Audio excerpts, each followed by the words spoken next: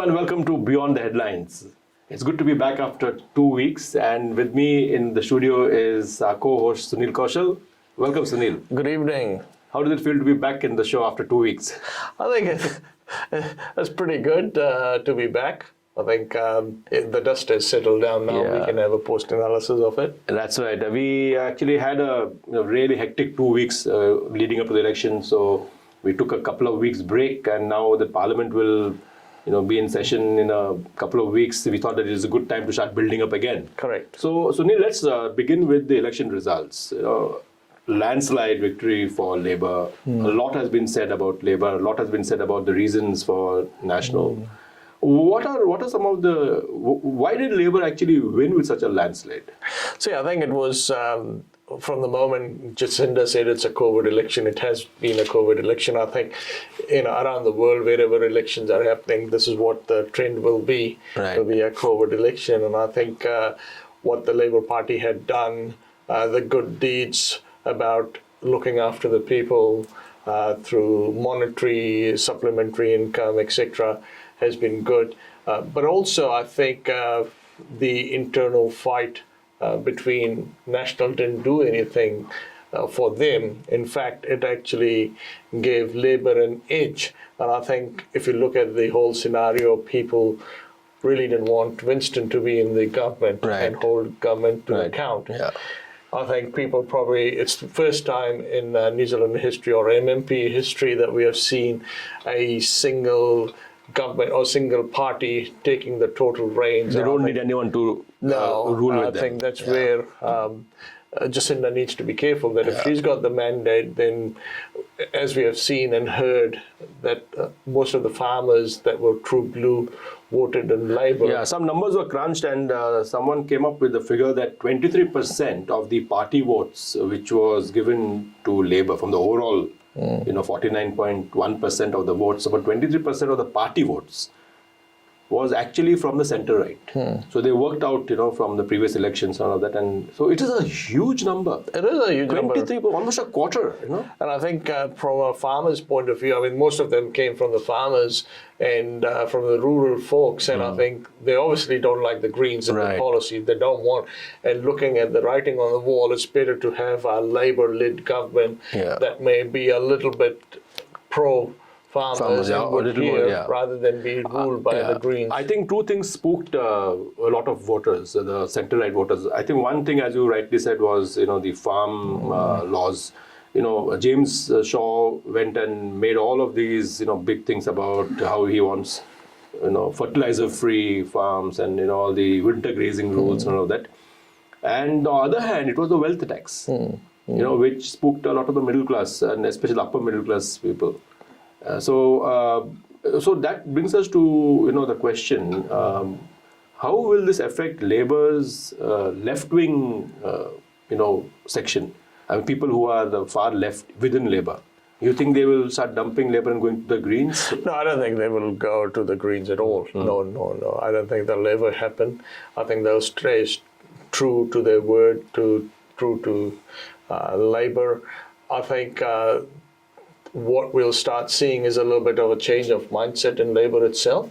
Coming more centre, you mean, or going more left? Do you think they will be No, I don't think they'll go left. Yeah. So Jacinda will be true to her election mandate, that she will stick to what the people are given her, or do you think that, that talks which they're having with Greens, do you think it's sort of, trying to... I think with the Greens, they don't need supply and confidence or anything else, but 3 years down the road, what happens? They will need the Greens. They may need the Greens again to form a government. And if that is the case, how do they compromise with some of the party policies, maybe around transportation? Right. That could be one of them, trying to get electrification of cars and automobiles into New Zealand. That could be a policy that they might a little bit agree on, but I don't think on a farming thing Labour would touch, because that's just inviting defeat for the next one. Interestingly, in the lead up to the elections, as you rightly said, it was a COVID election. But what Labour did, and I think the Labour strategists were very smart, they probably got the Labour campaign to move slightly more centre then left. So you remember, you see, Jacinda has been talking about how they will recover the economy through employment and through helping businesses and all that. She never said anything about raising taxes to pay for the debt hole. Yeah, my question would be, what's your measure of success? In a global pandemic, what do we measure success on?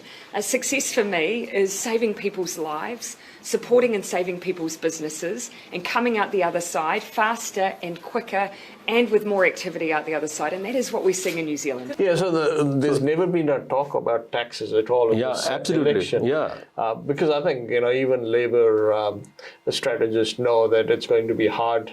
It's not something that the economy is moving, so let's tax more. Right. We are in a recession, so if you tax more, you're just inviting for bankruptcy. Absolutely. And they will not do that. And I think also businesses, even the big businesses, I think they are probably leaning with Grant Robertson. They feel that he probably has the now. Yeah, I think if you see of any of the finance statements, spokesperson for any party, Grant has got the leading edge over anyone. Right. So moving forward, you reckon that Labour will be true to its mandate? I think they have to prove. It'll honour the electors. I think they have to honour their word to showcase that, yes, we have kept our word. Because if you see, people were hammering Jacinda around the child poverty thing. No action has been taken. So I don't think she would make the same mistake again. Right. Of course, there have been a lot of failures in the past, with the Kiwi Build and child poverty, as you mentioned. People forgot all of that. I think it was, they said, let's give this party another chance. Yeah, and I think there was also personality politics in this, with the world media praising her Nobel Peace Prize candidate. But the other thing you also have to think is there was the highest number of pre-votes ever done. Right. And I think the Election Commission really needs to look at it, because you still got 2 weeks of voting, pre-voting, and election campaigning is going on. This is ridiculous that you can't do the election campaigning on the day where already about 40 or 50% of the votes have already been cast when the campaigning was going on. Very good point. Okay, let's move on to the next issue related. It's about the National Party. What went wrong with the National Party? Oh, lots of things went wrong. I think the first thing was they should have never toppled, Matthew Hooton shouldn't have poked his finger in trying to upset or topple Simon Bridges. That's where the problem started. I agree with you and put my finger squarely at Matthew Hooton. I think he unnecessarily gave Todd Muller the hope that maybe a change in leadership would change their fortunes. It was absolute. And Matthew Hooton, being a PR professional, I do not know what sort of PR professional he is, because you wouldn't do anything suicidal like that with everything stacked against you. Yes, and I think probably those who backed out Muller probably were blindly led. And I think it didn't give Judith enough time. Right. I think, to be fair to Judith, she did what she could in the best thing.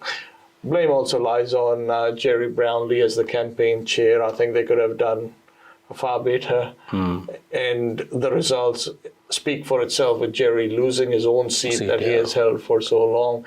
So I think it's the time Simon was doing really well post-COVID. COVID comes, that the incumbent government has the upper hand in this, which Labour did, but there was not enough mechanism to keep people focused. There was leaks coming out. There were 2 MPs involved in few things. So it was a rubbish year for National. And I think what National needs to do now is have a look and maybe say goodbye to some of the people that have been there for ages. You have been quite an advocate of the old timers actually now exiting the scene gracefully. You've said that during our election night coverage that Jerry Brownlee and Nick Smith and all should actually now gracefully depart. You reckon that we are seeing a churn in the National Party, maybe a completely new set of leaders? I think that's what we will see. We'll see probably a new set of leaders coming through. I think people like Jerry and Nick may probably say goodbye next year. I don't think it's wise to do it right now. Yeah. Probably wait till next year and wait for the final results to come, because Maureen Pugh from Westcourt is on the Shaky, borderline. yeah. She may or may. Plus, there's few more others. Shane Reddy himself. Shane Reddy, 156 votes. Yeah. And Denise Lee. Yeah. So there's a few on the even Matt King, on the borderline. Yeah. So probably we are looking at National being completely decimated and they needing to rebuild. Yeah, and you can't really have an opposition with 30 members. They're completely finished. I mean, the current government can just do what they want. Exactly. Without. Apart from David Seymour, shouting a few things, I think.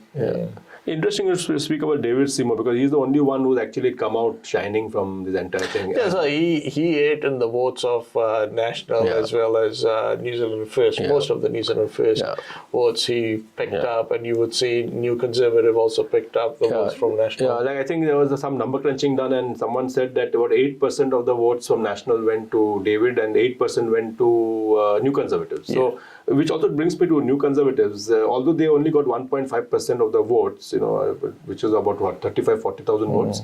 But I think this is the party to keep an eye out for. Yeah, I think in the coming year, because someone needs to take the space of New Zealand First. And I think New Conservative have got good policies, centre right like ACT and National. And I think in an MMP environment and with National not doing that well, I think they need partners. Absolutely.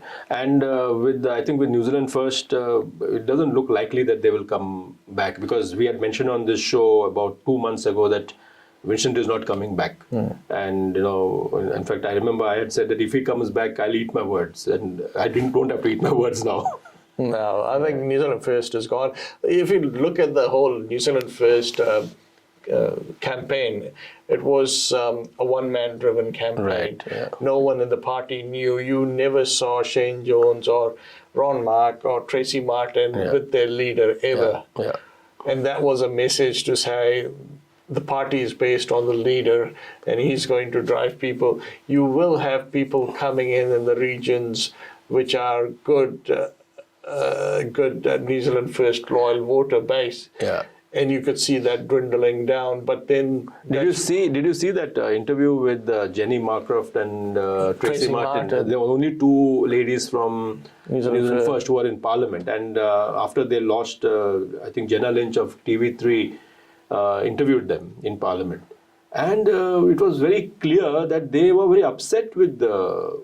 I mean, they didn't hide the fact that they were upset with the leadership. Yeah, I think that was right of them to be honest. Let people know. I think no one knew what is happening. Whereas I know with other people or candidates, they didn't even know that he's coming, their leader is coming in their region. It's quite surprising that he is going to a constituency and the person who is the New Zealand First candidate doesn't even know that Vincent Peters is in his constituency. Correct. I mean, how ridiculous is that? So I think it was the downfall.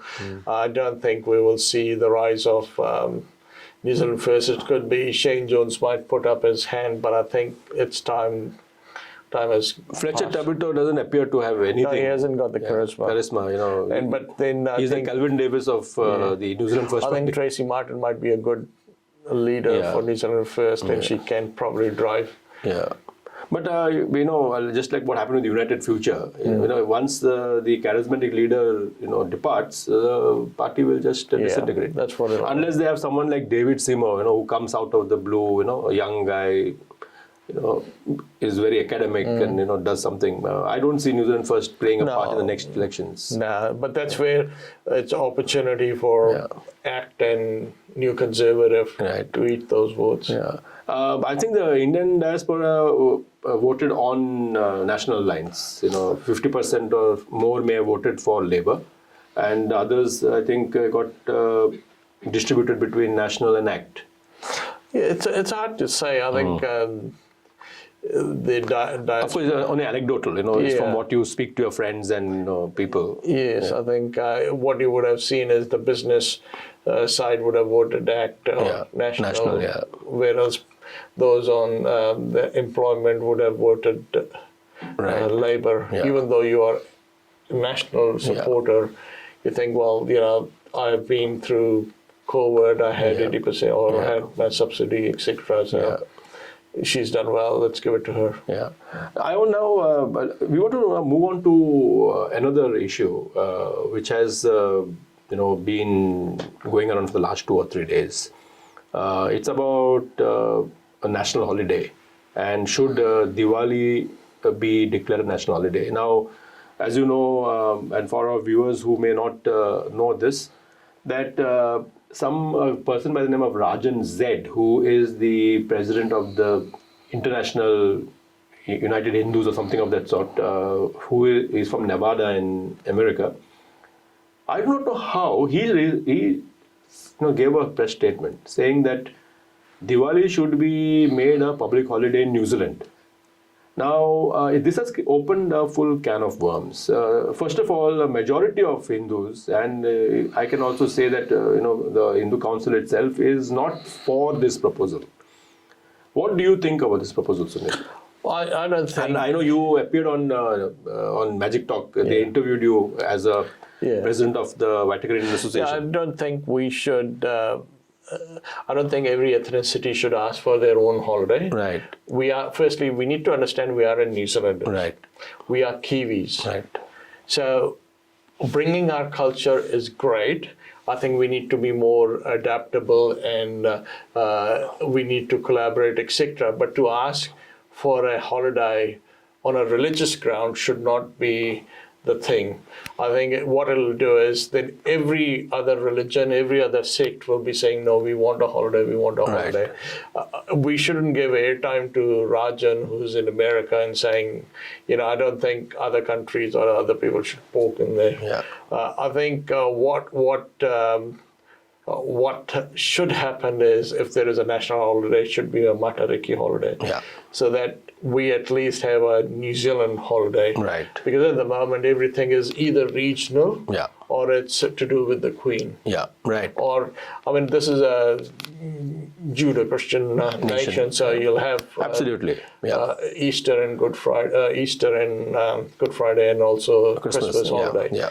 But to have a Diwali holiday or an Eid holiday or a Guru Nanak Jayanti holiday is not. And, as I said on Magic Talk, I said, look, employers these days are very adaptable and very flexible. Right. And then they know. Who doesn't know about Diwali? Right.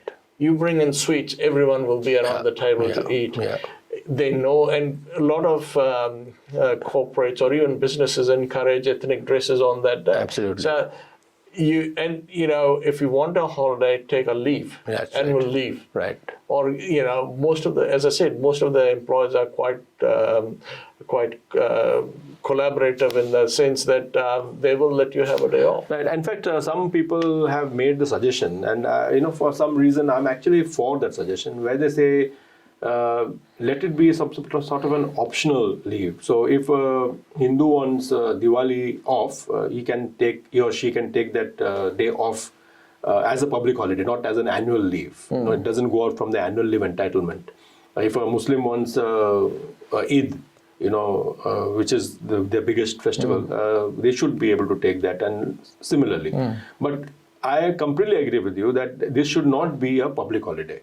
No. And the worst part of it is that in one of the right-wing forums, someone posted this item about demand for Diwali holiday. Now, instead of investigating it and finding out whether it is from New Zealand or something, there were about 44 or 50 comments, all of them racist. Go back to India. This is not your country. You want to celebrate a festival, you go and do it. And this is the kind of rubbish which will happen if we allow people like Rajan Z to, make all these kind of wild statements. Now, I do not know who authorized Rajan Z to make this statement. And what is even more mischievous is, RNZ and others, they have, published this story, but I don't see them talking to any Indians in India, in New Zealand. Yeah. Like Magic Talk called you, and I think some other channels called some other, Indian community leaders and spoke to them. And I think it was unanimous that most of the community leaders have said that they are not in favor of this. We don't, we are happy with the way things are. And as you rightly said, most employers are quite flexible. Adaptable. Yeah. And of course, we should again remind our viewers that it was Chris Carter, who was the Labour MP and minister, who actually introduced Correct. Diwali into Parliament. I mean, that's a great thing, having Diwali in Parliament. How many parliaments have Diwali? Yeah. I think Trump did it last year.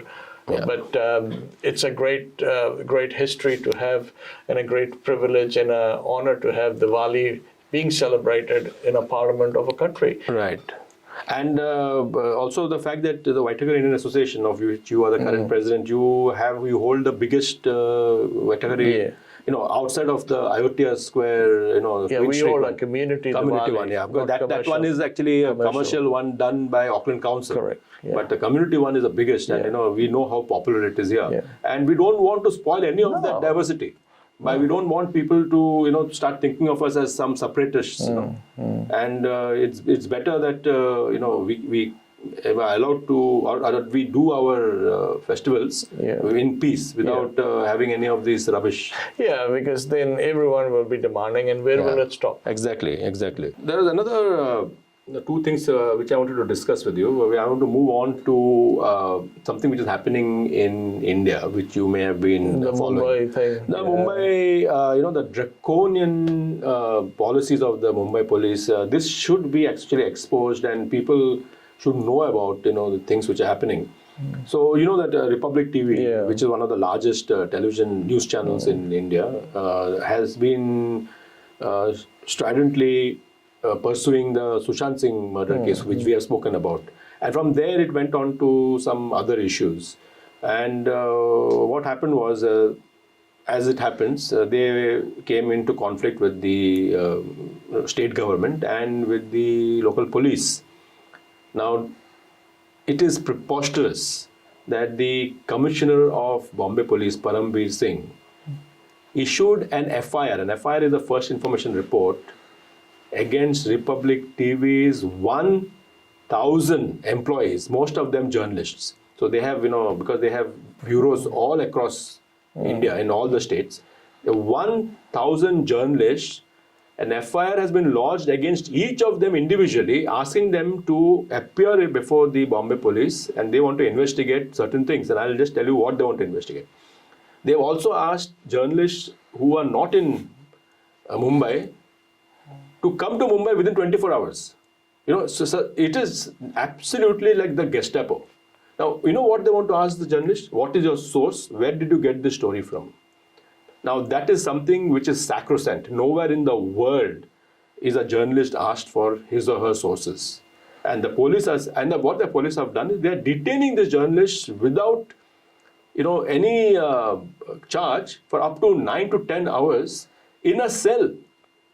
Now, just imagine, as a journalist, you and I, we are talking about things. Sometimes we are critical about Jacinda, sometimes we are critical about the Labour Party. Imagine the police comes and puts us in jail for 8 or 9 hours, and they want to know where we got our information from and why we are saying such things.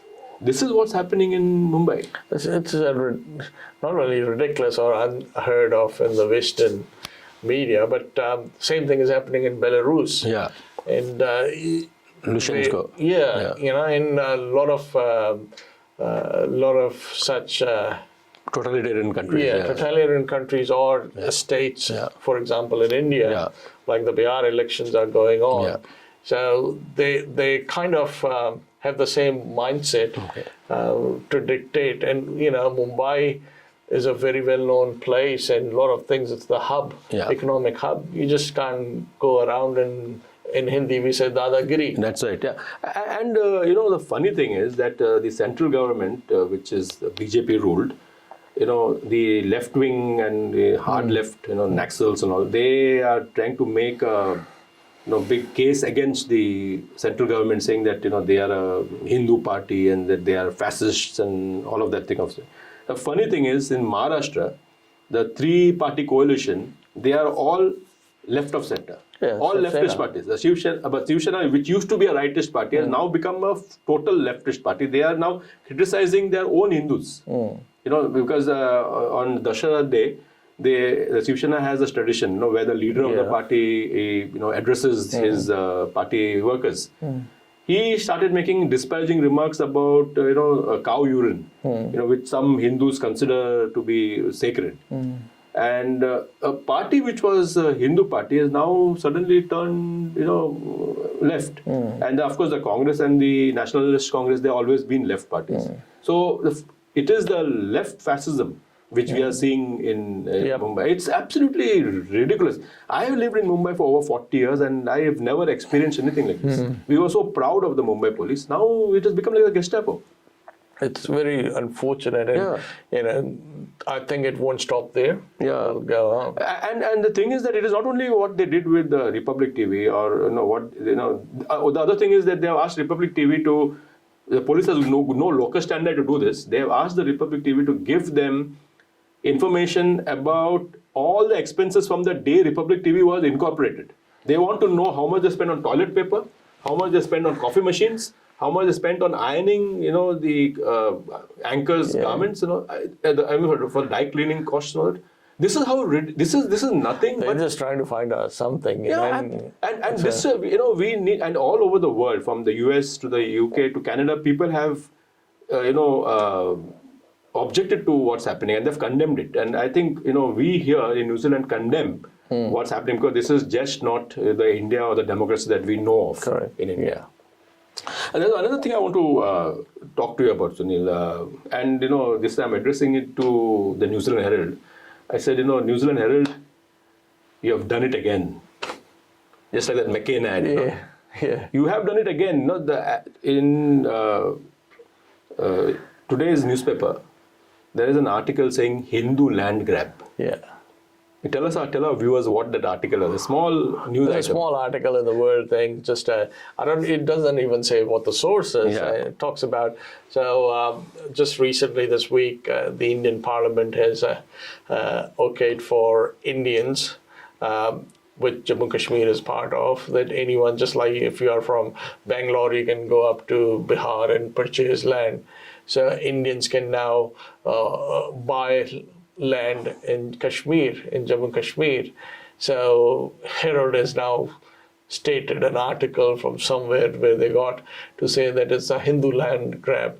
I mean, India is a secular country. Yeah. It's not a, if someone may be Christian or a Sikh. Yeah. How come it's a It's Hindu? so wrong in so many ways, that article. As you rightly said, that so are they saying that only Hindus will buy land in Jammu and Kashmir? So aren't there any Sikhs? Aren't there any Christians? Are there any Muslims in India who will buy land there?